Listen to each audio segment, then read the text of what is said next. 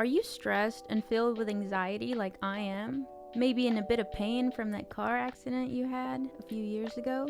Well, the sponsor of today's episode, Hempville CBD, has us covered. They have the highest quality products created by chemists and doctors. Hempville carries everything from CBD to THC dispensary grade without those despicable dispensary prices. Order your Delta 8, 9 edibles and vapes along with the THCA flower and get free shipping when you spend $50 or more at hempvillecbd.com. Check out the link in the description for more details.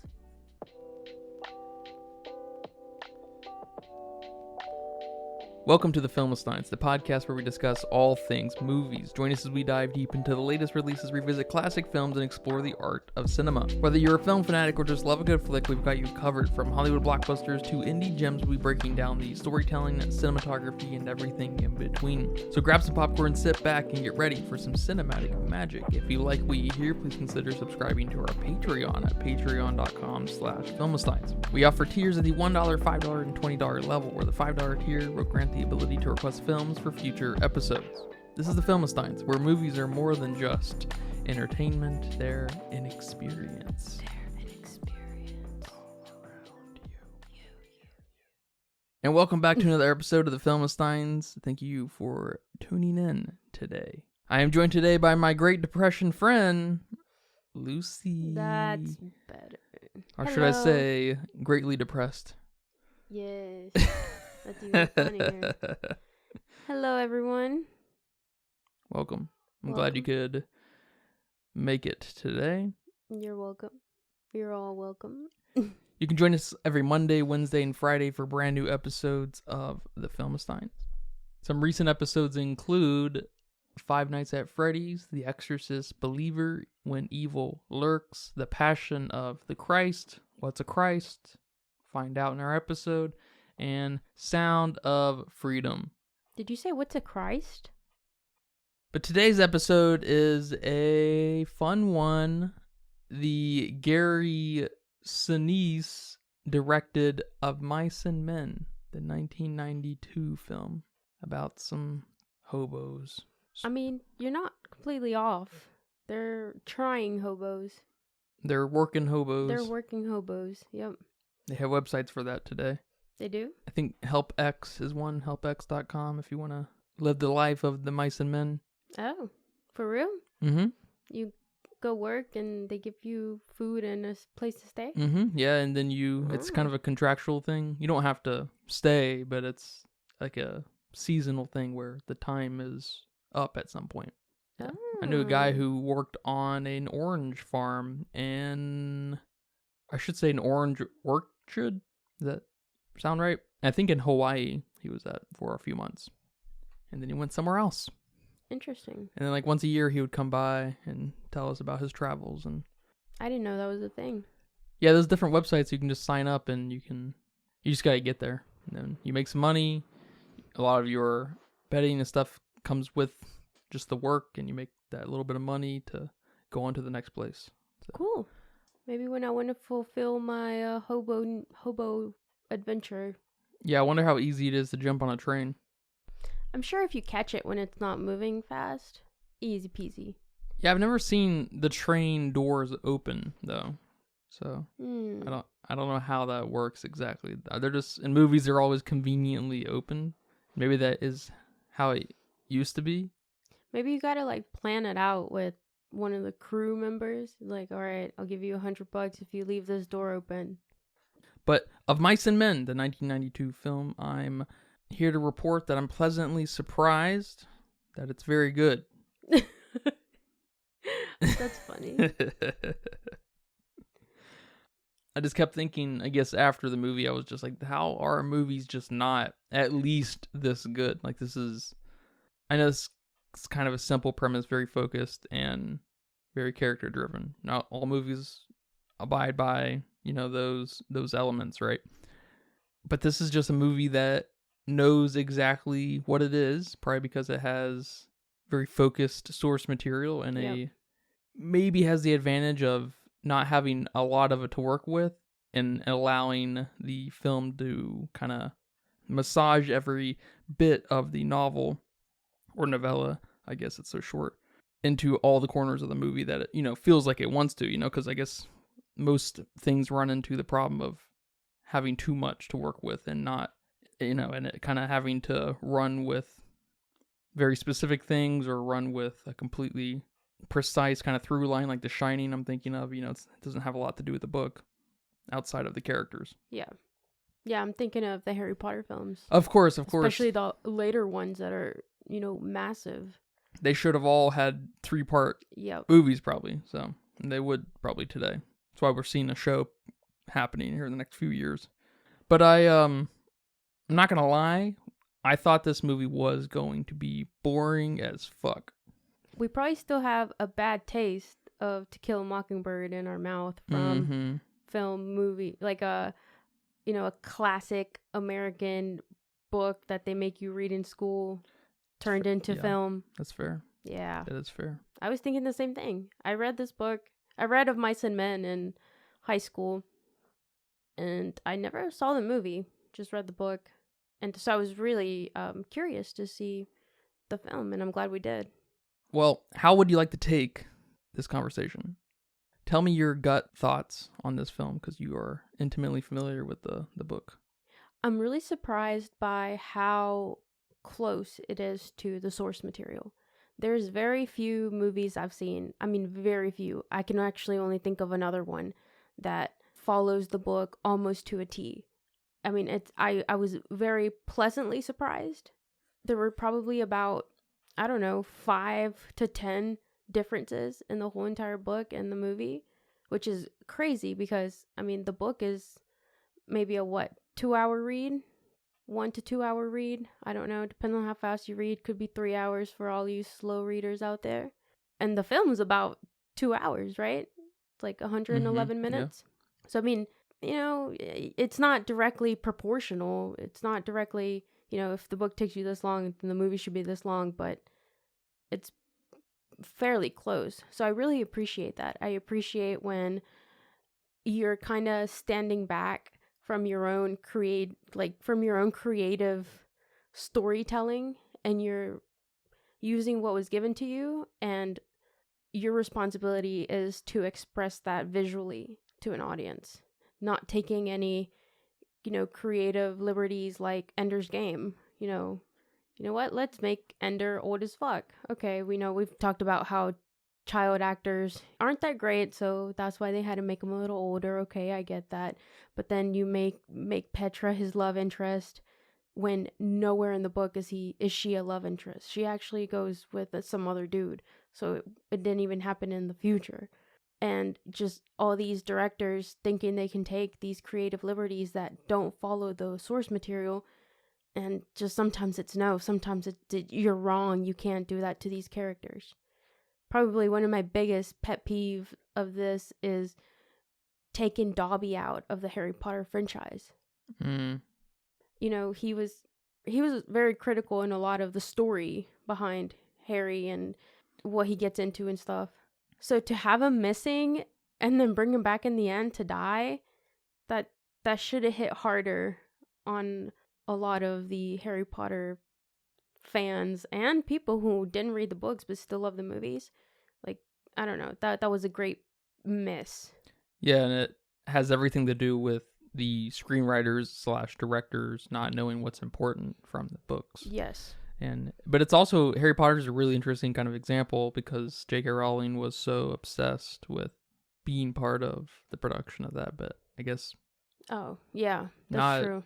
Not enough as far as like on a story level, maybe on a marketing producer level, but the creative side of the filmmaking, I guess, kind of was underserved, probably because she was so obsessed with the politics of it all.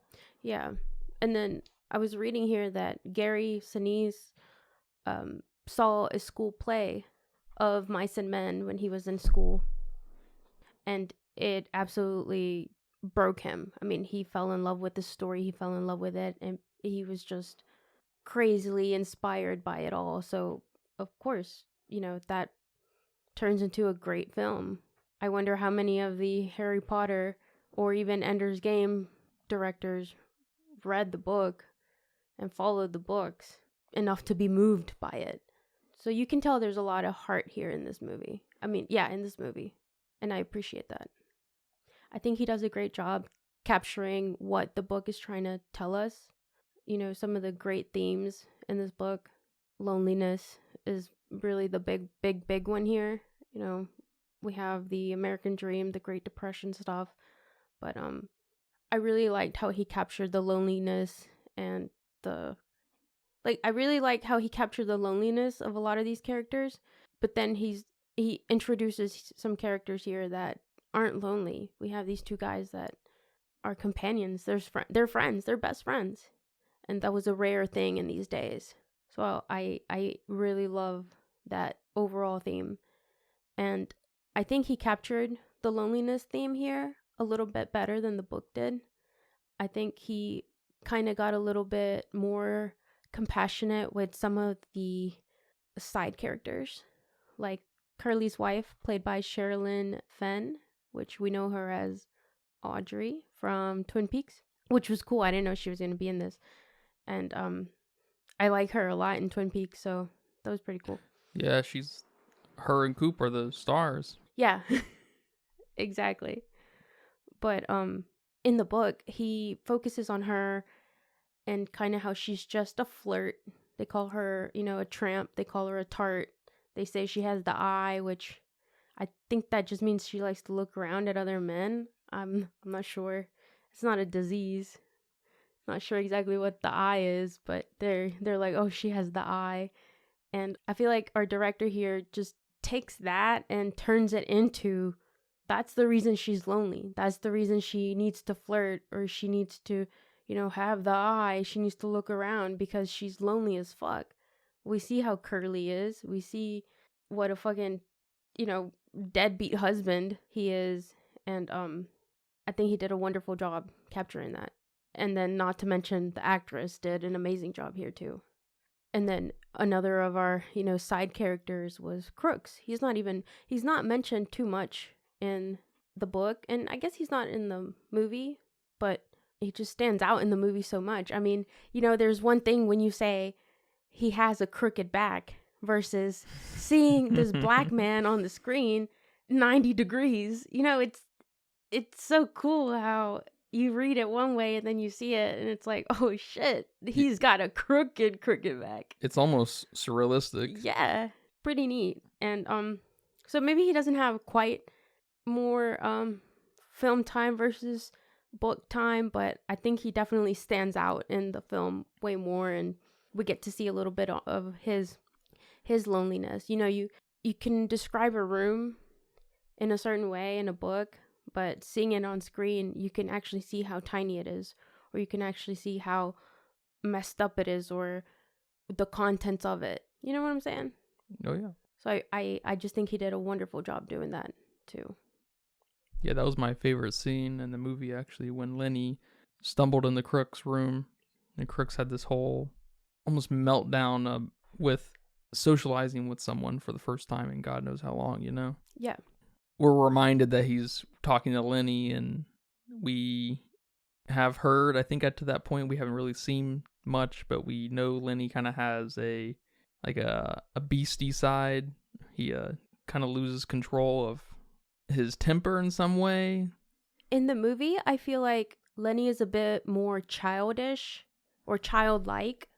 He's kind of has this, like, you know, when kids see something cute, they just clench up their hands and they start shaking and they can't control it. Kind of like that. But I feel like in the book, he's just kind of slower. He's still a man, you know, a grown up, but he's just slower at doing things and slower at getting things. So in the film, it's like he never managed to learn that you can't hurt cute things. You can't hurt the animals. You know, I've seen my nephew squeeze the shit out of my cat just because it's so fucking cute and fluffy. He gets so excited. And that's like Lennie.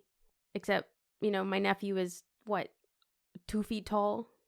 15 pounds? I don't know how much a 1-year-old weighs, but Lennie is a big ass dude. He's not even a normal average guy. He's a big ass guy. Yeah. So he's kind of scary when it's he very gets scary. excited. But you were talking about that's one of your favorite scenes in that room with Crooks and Lennie. Well, in the book, Lennie goes in there like he does in the movie, and then Candy goes in there, the old guy, and Candy's like, Lennie, what the fuck are you doing in here? No one goes in here. And then Crooks is kind of like, you want to come in too? Fine, I guess you can come in too. Here, come sit over here. Like, he's angry about it, but he's not. He's like so fucking happy that he's getting more company. And then they're talking about the farm or their American farm dream. And then Audrey comes in. Oh, not Audrey. I'm gonna call her Audrey. She's got no name in the book and the film. I don't think they gave her a name, did they? No, Sherilyn called her Daisy though on set. She called her Daisy on set. Okay, Daisy. She walks in after they hear, and she's like, "Hey, have you seen Curly?" They're like, "No, get the fuck out of here." And she starts coming in too, like, "Well, what are y'all doing? You know, let me hang out with y'all." How do you feel about that? Do you think that should have been included in the movie? I liked everything about that scene. If there were more people in that room, it would have felt, for one, I guess, less scary for Crooks' life. And that was a really nice build up throughout that, little 4 or 5 minute scene, maybe a little bit longer even, because it was really explosive. It was really the explosive performance of the whole movie was with Crooks, I think. Mm-hmm. And then it's, he says these things, and Lennie's just in his own world. He's like, you think the puppies are gonna be ready? I'm gonna have rabbits. And Crooks is like, nah, you're nuts. The fuck you and said? Then it just kind of builds and builds and builds, and then all of a sudden it just kind of snaps and completely flips in where the energy is coming from. Because, yeah, Crooks is sort of excited and, of course, still on edge because he's who he is at this time in the world, right? Right. So he's a man that lives on edge. I imagine a lot of farmers just by nature, fucking animals out and about, the hard work they're doing, the dangers of it. But I just love the flippin' energy is one of the real big things that sticks out in that scene and the whole movie for me too. And additional people would have completely changed the mood of that situation. And it sounds like in the book it probably didn't add much to the overarching story. And so it sounds like here it may have been a little bit of a stylistic choice of Gary's, which I think, from what I could tell, it sounds like Gary really just took kind of stylistic divergences and, like, at the end, not hesitating quite as much, or at least because it's a cinematic telling of it, you can see the hesitation the whole time at the end there, right before he kills Lennie. Yeah, I mean, we can talk about the end now or later. We'll talk about it later, but I'm just kind of pointing out, I guess, the stylistic choices that I think should be embraced in cinematic adaptations of books, right? Because it's different. The book already exists. We don't need the book, but we should do it justice at the same time. Whatever that means to you, you should run with it, right? Stanley Kubrick thought the character of Jack was a really interesting focus, and that's what he ran with, right? Yep. Harry Potter, there was a lot of focus, except in the first one. I think the world was the focus. The magic, excuse the pun, of the world was the magic, and Chris Columbus is a master of that. Yeah, and that's probably the first and second one are the ones that stay the most true to their source material. Yeah, and kind of, you got to wonder what a Chris Columbus Harry Potter world would have looked like if he would have continued the whole series, which I'm sure he didn't want to spend 15 fucking years working on it all, but it really would have been cool if he did. Not all heroes wear capes. That's all I'm saying. Yeah. Hopefully he's consulting on the show. Yeah. But I really liked Crooks' character, and I was kind of curious what his character looked like in the book. And it doesn't sound like it was much more, maybe less. Yeah, about the same, really. And his nickname, how he looks, it's awesome. Yeah. Yeah. It was excellently created, and then the him getting pushed into the bed by Lennie and just staying there, and then kind of you could see him relax when Gary got there, like just a little bit, and it was a really interesting it was a very interesting scene in the middle of a very naturalistic, super well executed, kind of overall movie we got going on here. So that it really stuck out with me, I guess, on that, because also Crooks was immediately, when they got to the farm, Crooks was immediately this mysterious character. We don't get a close up of him. He's just he's this 90-degree angle hobbling into the barn, and you're just like, did I see that right? What? Like, I was commenting on Lynchianism, and you recently said that not every good movie is Lynchian, but that is some Lynchian shit. That one specific thing, you could see that in Twin Peaks or something so easily. Yeah, just that one bit. Yeah, just I'm that gonna one bit. agree, Only through aesthetic, though. No, there's no Lynchian mood or cadence here. Yeah. But yeah, does that answer your question? Yes, it does. Thank you. You're welcome.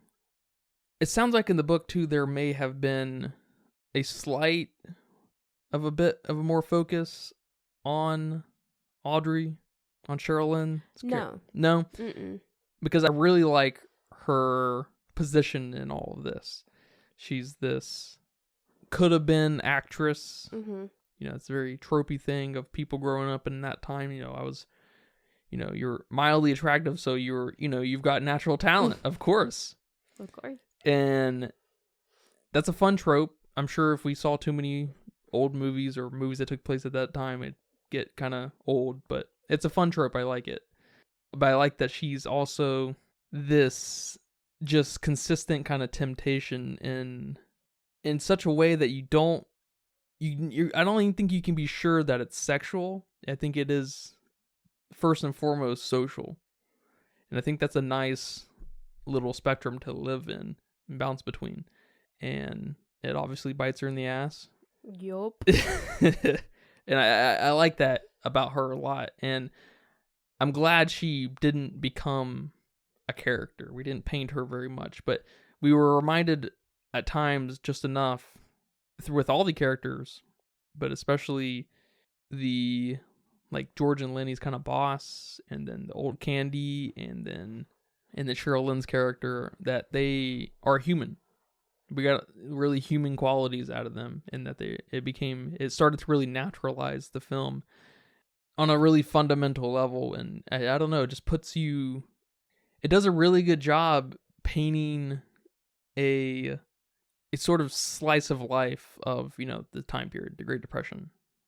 Yeah, it does a great job telling you the harsh realities here. Yeah, but at the same time focusing on a very specific, but not so specific, because it really is just one of many American dreams out there, but it's so humble and so small and so just, we want to live and let be, earn our keep, support ourselves, live off the land.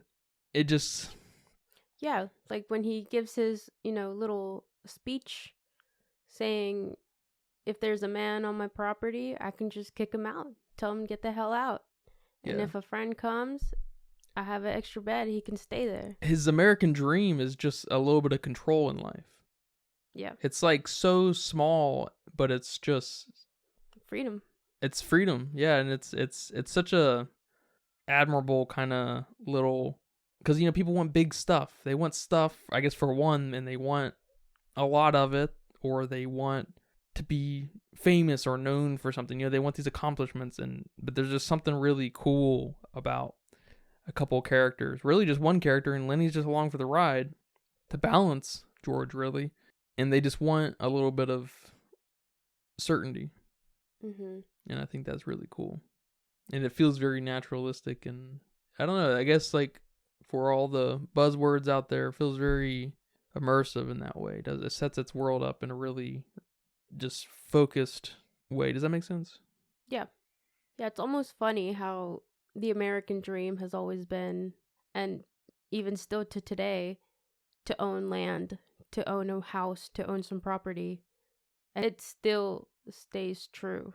And probably the best and saddest part about this movie is that they don't accomplish their dream. Like so many other people. Like so many other people. Yeah. At that time. A lot of people, man. Yeah, Daisy's character here in the book didn't have a lot more than the film, but she was described very differently in the book. You know, in the movie she's not very flirtatious and, you know, throwing herself around and that kind of stuff. In the book, and this is where maybe it's up to interpretation, I guess, but in the book she is, but you're not getting her perspective in the book. You're just getting the perspective of how people see her. So I know I was reading one review of someone being mad that they got her character completely wrong in the film. You know, she's just this flirty, trampy girl who, you know, doesn't even have a name, so we're not supposed to even humanize her. We're not even supposed to give a fuck about her, basically. And how Steinbeck would be mad that we're doing this. And I don't know what he was going on about, but I think he's missing the point. I think he's missing the point that she's just as lonely as these guys. Yeah, and it's George and Lennie's perspective, and they're gonna see her how they see her. Yeah, and they're gonna keep to themselves because they're not really interested in getting into something like that. So why would they even know her name? You know, they're gonna be here for a couple months. There's no reason. They try to avoid her. Or George, at least, tries to avoid her at all costs. Like, that's Curly's wife. That's Curly's wife. Yeah. Nothing more to that. So I think the guy that said that completely missed the point, but there were a few reviews, or I guess a few comments saying that her character wasn't portrayed like it should have been, which I completely disagree. I think her character was done phenomenally. They wanted her to be more flirtatious? Well, I feel like they humanized her a little bit here. Because... Yeah, they're saying she's not supposed to be. Yeah, I mean, and that's that's unfortunate. Yeah, I think you're supposed to read in between the lines there, people, and know that she is not flirtatious, or maybe she is. I mean, some people confuse flirting with some people just being nice, and some people just kind of being confident or being out there. You know, I guess especially back then, women just weren't gonna go talk to dirty men in overalls. You know, they're gonna stick to their house stuff. I don't know, their air conditioning. Yeah, exactly. But she's not, because her husband doesn't pay her any attention. Her father-in-law is probably paying her even less attention, and that's all who she's got. But there's all these fun men out there like 10 feet away. Why the hell can't I go talk to them? And if a woman's talking to you, she must be flirting, you know? At least in their eyes, and that's how they portrayed her. And I guess if you think she should just be a flirt, that's just weirdly, strictly animalistic, you know? She's more complicated than that. Yeah. And it's one of the advantages of book versus movies, you know? In a book, you can get much more of a tuned in, very specific perspective. Because you can be within the mind of a person pretty much the entire time of a book. Mm-hmm. You get much less of that in a movie. Yeah. You see. Yeah. You see your character. You're not in their head. You can be at times, but that's just not the nature of film. I mean, Gary obviously knew it. In a situation like this, you have to humanize everyone at every chance. You have to naturalize the situation, especially because of it being at a real place and time. Mm-hmm. And a real situation, you know, farmers, lady living with father-in-law and husband, and it's just, you know, it's a very natural situation, and so that's a funny situation to have a problem with. Yeah, maybe that's why people don't read as much as they watch movies. Yeah, sure, that definitely might be part of it. Yeah, a book, you have to analyze it. You have to read it multiple times to truly get, you know, at least good books. You know, I've read some books that, Jesus, I wish I wouldn't have read those books. Yeah, but it's pretty silly of anyone to say that about her character. Yeah, it's a little funny, too, I guess, because you would think making a character more complicated would normally be a good thing. Dumbing the character down is usually the bad thing.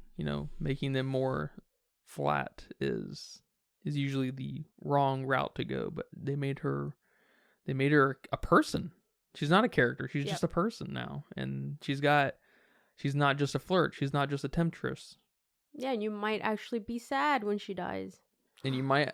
That's a good point. If she's just a temptress, yeah, you're not gonna be sad. Yeah. Who had the best performance? Well, I liked Crooks' little spectacle performance. But as far as like main characters go, I think Lennie obviously stole the show with John Malkovich. Oh. Because if you just know John Malkovich out of, from other stuff, you're just like, this is crazy. This is craziness. It's kind of like Leo's character in What's Eating Gilbert Grape. So it's got a kind of similar, just, pulling this out of left field kind of. I guess we didn't really know Leo at that time, like we do Malkovich now a little bit. But if you look at Leo's filmography, Gilbert Grape's performance still stands out. It's just like that's crazy. And he was a kid. Yeah. That makes it even crazier. I guess he was probably around 17, 18, 19, right? Because he was 18 in the movie, somewhere. Yeah, I don't know. In the ballpark. But John Malkovich, he similar, but I don't know. I haven't seen an awful lot of his films before this, but I have seen several of his things, and he plays kind of a similar mannered character in a lot of his movies, and this is just completely like, how did you get this out of someone? Yeah. And that's always an explosive thing to see.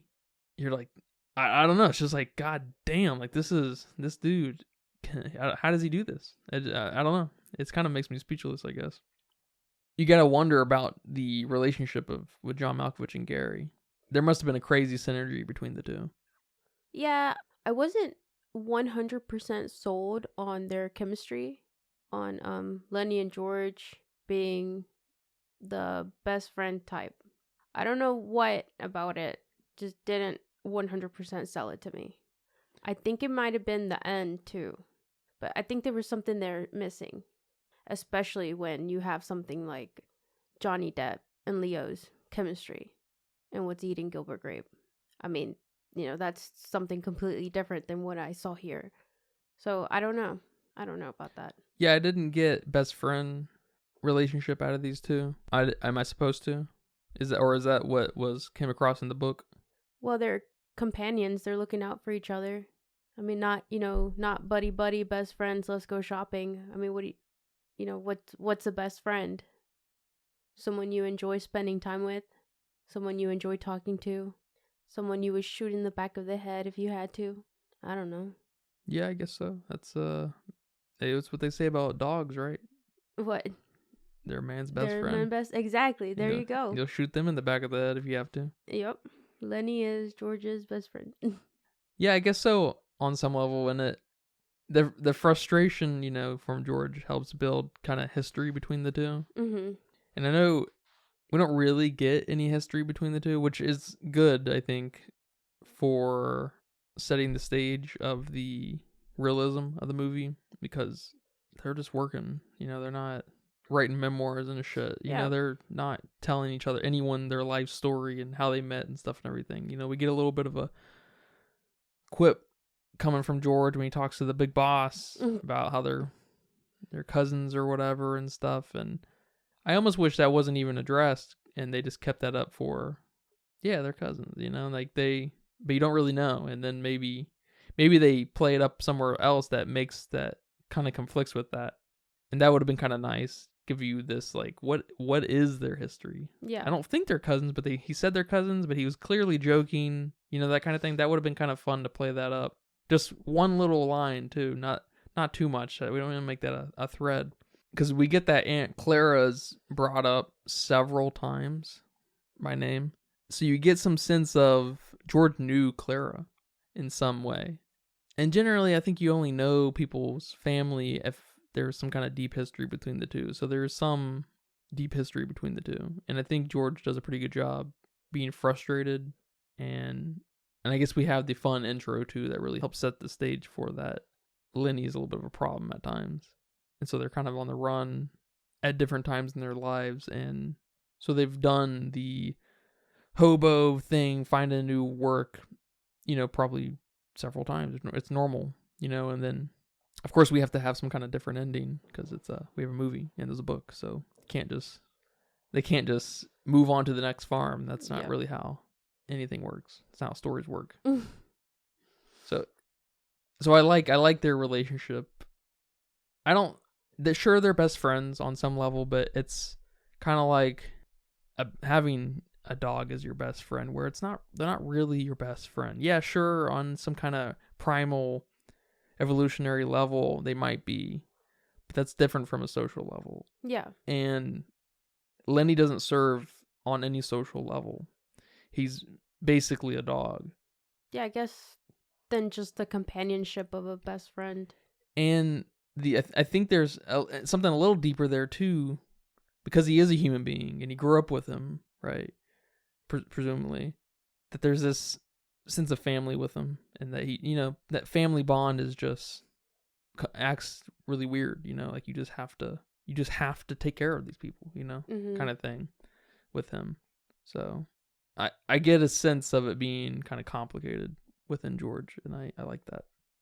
I thought all the performances were pretty good, better than average at least.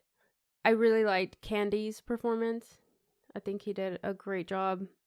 If you couldn't tell by now, I really liked Curly's wife's performance a lot. I kind of even liked Curly. I think he did a great job playing that like tough guy and has deep issues about being short.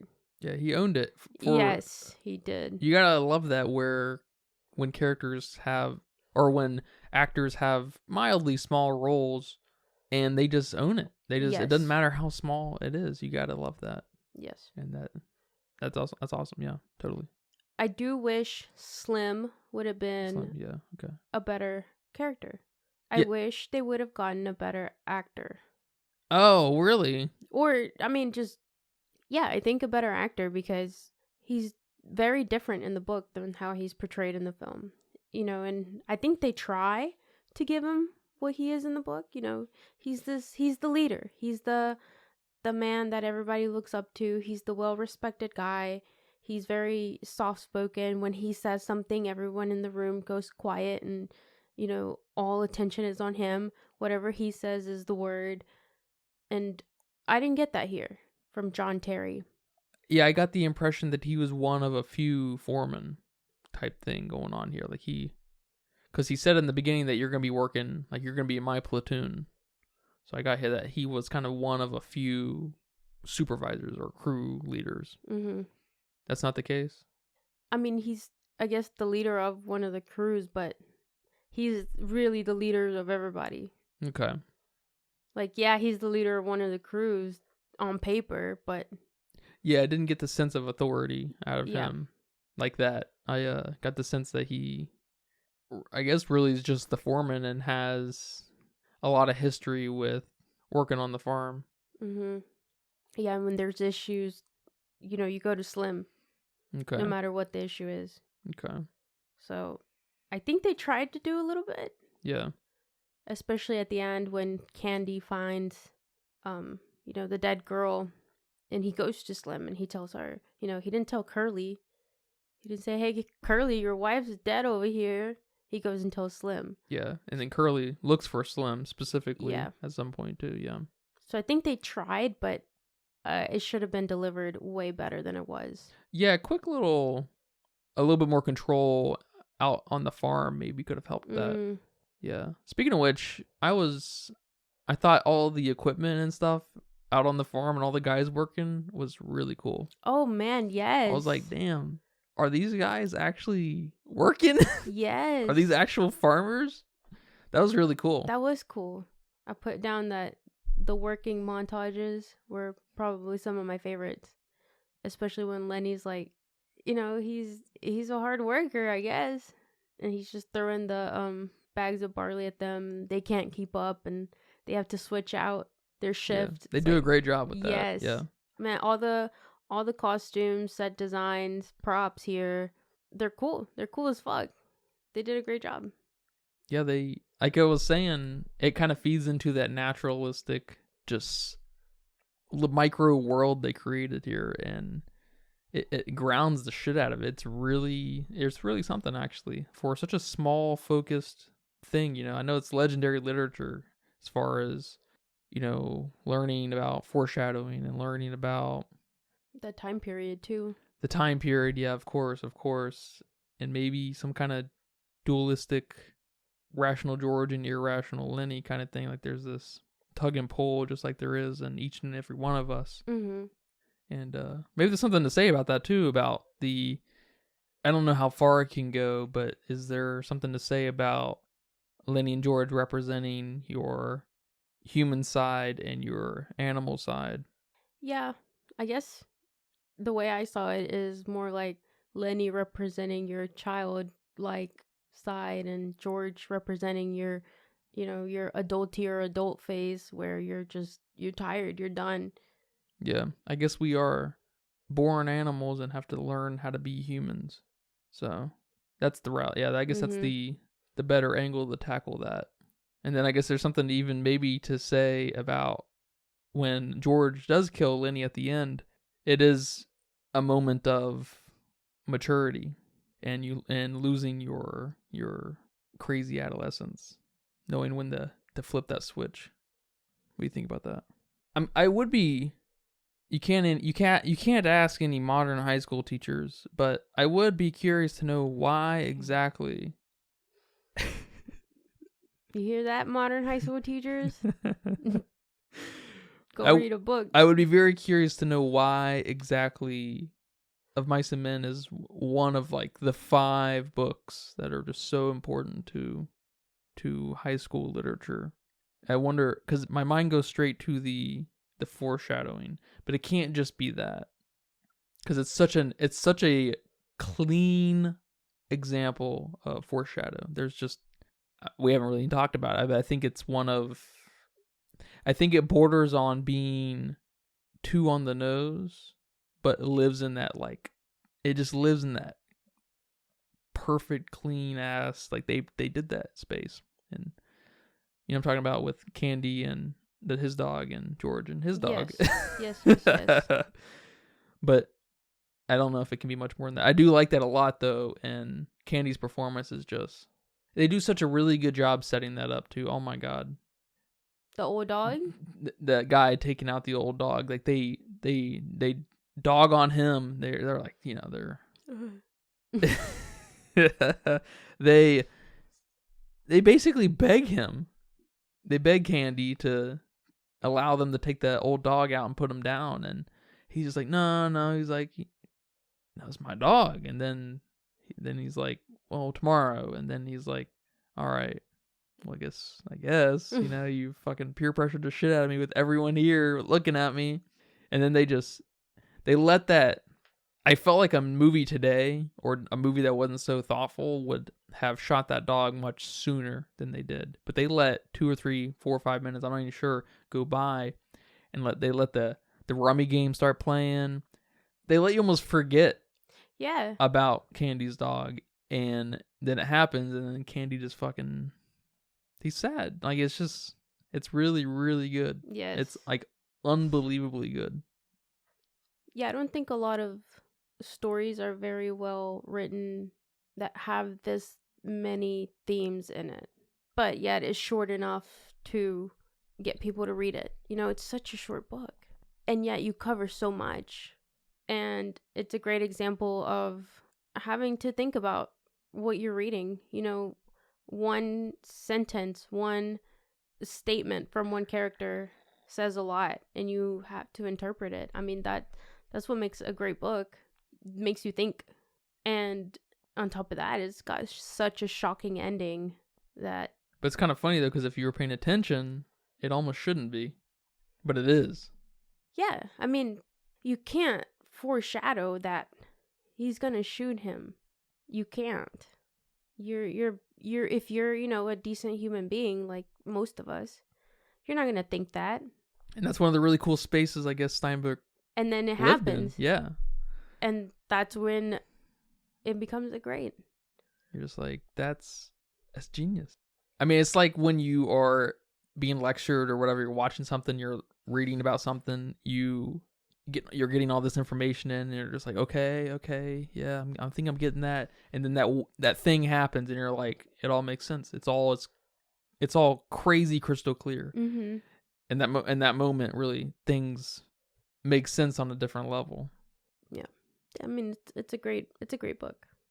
So, how did you feel about the scene where Lennie pretends he has the dog in his overalls, and then George was like, I told you to keep that dog out, and then Lennie's like, I just tricked you, George. Like, you stupid. I don't have no puppy in my overalls. Was that in the book? No. How'd you feel about that stylistic choice? So that just, I guess that is one of many instances that Gary knew exactly that this was a different Lennie than our book Lennie. And it really does embrace and focus. It really does embrace that childlike thing, like you said. Yeah. In that, no doubt. That playfulness, the pranksterness, right? That he's not just mentally handicapped or whatever. He's like stuck. His mind's underdeveloped, it feels. And I like that. I guess I like that Gary, our director, knows what his character is. Yeah. He knew what he was doing. Yeah. I like it too. That's probably up there on my favorite scenes. You know, rereading the book, I guess it's been a while since I read the book, first of all, but rereading it, it was interesting that wasn't in there, and I really like that he put that in there. It really built to this different Lennie, as you said it, and made me laugh. It's a great little nugget of performance coming out of John Malkovich too. It's rare when you see someone own an extreme character like that, and he does an excellent job. Mm-hmm. One other thing I liked about this film was the inability to let us forget Lennie and George's American dream, and Lennie wanting to hear the story and stuff. I liked that a lot, and how the story didn't change, but the way he told it changed just a little bit.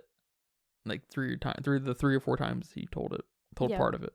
I liked that. That was nice, human, naturalistic kind of texture to the motivation of why everything is in this for them. I like that a lot. The way that it changed and the way Lennie interrupted him and stuff, and it was really good. Yeah, and it ties back into the loneliness theme when Candy hears them talking about it, and he's like, wait, what did you just say? You know a place like this? And he's like, nah, man, we're just dreaming. He's like, because if you know of a place like this, I'm in. Like, I'm old. I don't have no family. I'm gonna get fired soon. I have money. And they're like, wait a minute, you have money? And then all of a sudden it gets real. It gets real fast. And that's probably the hardest part of this book/movie. That it wasn't just the dream. It was the dream's right there. By the end of the month, they could have the money. It's so close. It's not even a sad book/movie. It's depressing as fuck because it's so hopeless. Cause it's so hopeful and then so hopeless all at the same time. It's kind of funny for such a realistic film to be so hopeless. And at the end, or near the end, when Candy finds her body, and he tells George, he asks him, do you still think we can get the place? Like, desperate. Like, just desperation. And then George didn't say anything, and he's like, I know the answer, but I still had to ask. And then he starts cussing out the dead body.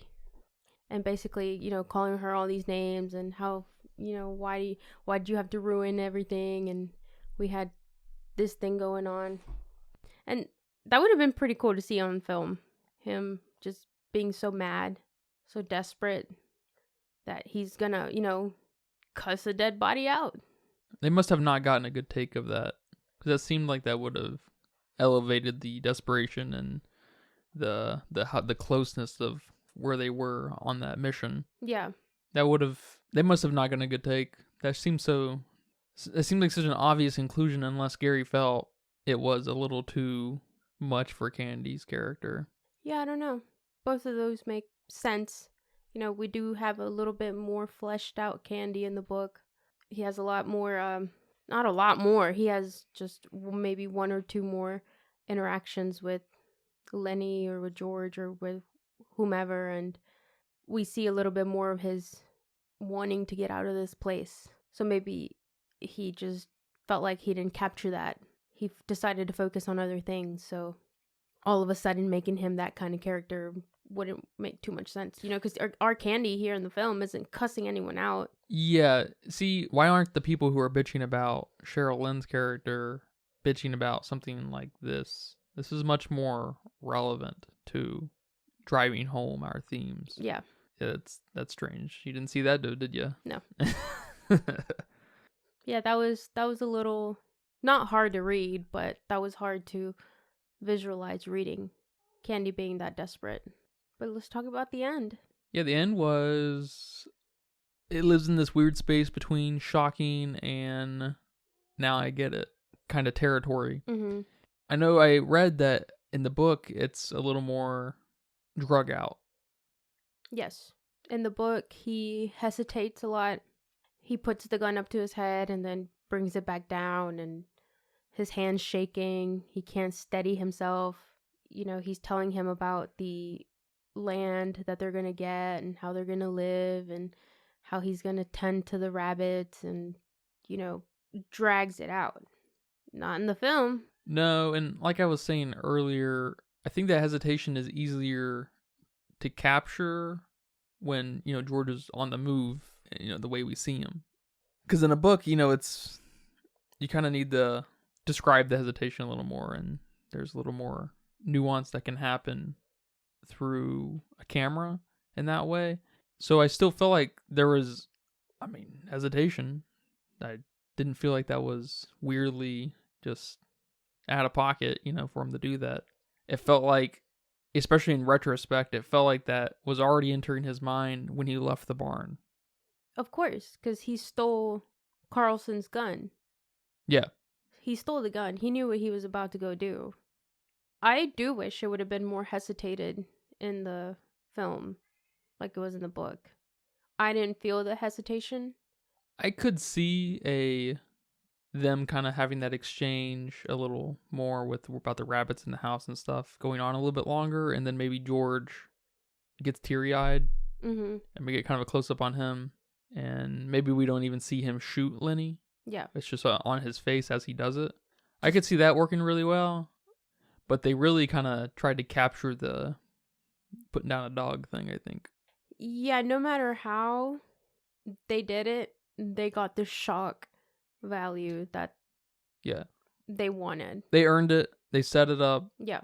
It was executed greatly. I guess it's hard to say anything perfect, but it's a masterclass execution, no doubt. I did briefly think that maybe George might get in the way of Lennie and the others, and he might get killed too. Mm-hmm. Like they were both about to die here, but that obviously didn't happen. I did kind of get that feeling, but I guess they just threw the guys on the horses and yelling and looking for him and stuff. They just kind of maintained that tension of them being close. So I kind of got that feeling, but yeah, I guess just for my own sake, I wish it would have been dragged out a bit more just so I could feel the sadness, but that's just me being a masochist. Let the cry build up. Yes. A little more, because it was too so fast. quick that Yes. it's I don't know if it's gonna get a real cry out of you. You might get a teary eyed for just a split second, but it doesn't linger on anything to let that cry happen. Yeah. And I guess I appreciate that on some level, that there's indicates the situation kind of indicated that there's just no room. There's no time to cry. We can't deal with these the the little things. We gotta keep fighting towards that next thing. There's no time to think about what you're about to do. There's no time to reflect. Just gotta put the dog down. Yeah, well, I mean, even the dog had some hesitation. That was drawn out between when they took him and when we heard the shot. Well, we don't see the hesitation. We just I think you're supposed to get the impression that he was taken kind of far away, and he was because of how the gunshot sounded.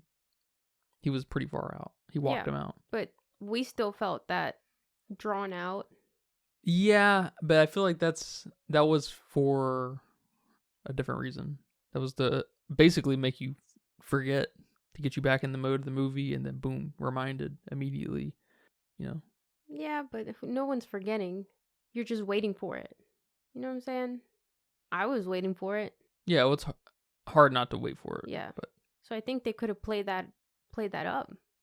Is he going to do it? Is he not going to do it? And this is his buddy. He should show some hesitation. This is still another human being.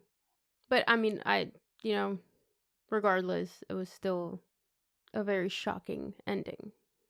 And they still captured it really well. all right, man. Well, do you have a budget guess for me? My budget guess is 10 million, just for the time of when this took place and the length of the movie. But it was still a very simple movie, so I don't know. I think I'm overshooting with 10. Yeah, man. I can't find the budget. There's no budgets online. But I think 10 million is probably a little high. I'm not sure where I would place this. I probably would put it closer to like 2 million. But I don't know. That seems awfully low. But that's kind of what I'm feeling. Okay, yeah, interesting. I can't find it either. But it did go on to make $5.5 million, which I would assume is probably pretty okay for this movie. Yeah, it might have been 1 million. It might have been $1 million, yeah. Well, man, thank you for watching this movie with me. You're welcome. And more importantly, thank you for talking about this film with me. It was a good talk. You're welcome. That was a good talk. You had fun. I had fun. Remember, you can catch us every Monday, Wednesday, and Friday for brand new episodes of The Filmistines on all your favorite podcast platforms. Go check out our Patreon. Go request a film on our Patreon. Go check out our YouTube. Request your favorite film, please, not your least favorite. Not something that you want us to. Yeah, don't you dare fucking torture. recommend Disney's Pinocchio, like the recent one. Oh. Don't you dare. That's no one's favorite movie. It's my favorite movie to wipe my ass with, but... Damn. But until next time... You're gonna get splinters. Take care. Bye-bye. Bye-bye. And that's a wrap for today's episode of The Filmistines. Thank you for tuning in and joining us on our cinematic journey. We hope you enjoyed our discussion and gained some new insights and perspectives on the world of movies. Don't forget to subscribe to our podcast on your favorite platform, especially Patreon at patreon.com/Filmistines, and follow us on social media for more film-related content. We love hearing from our listeners, so if you have any feedback, suggestions, movie recommendations, or book recommendations, please feel free to reach out to us. Until next time, keep watching and keep loving the magic of movies. This is the Filmistines, signing off.